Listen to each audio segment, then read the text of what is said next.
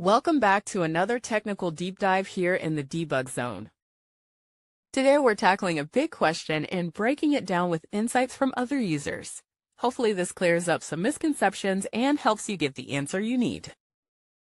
So buckle up, stay a little curious, and let's jump right in.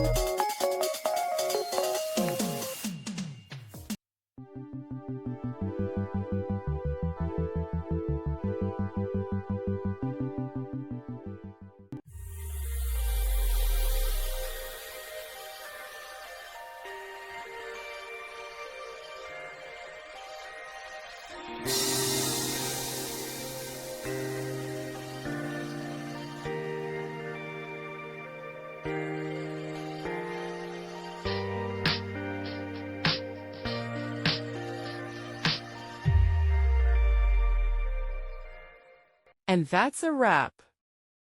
I hope you found the answer you were looking for. If you did, take a second to hit that subscribe button. It really helps out.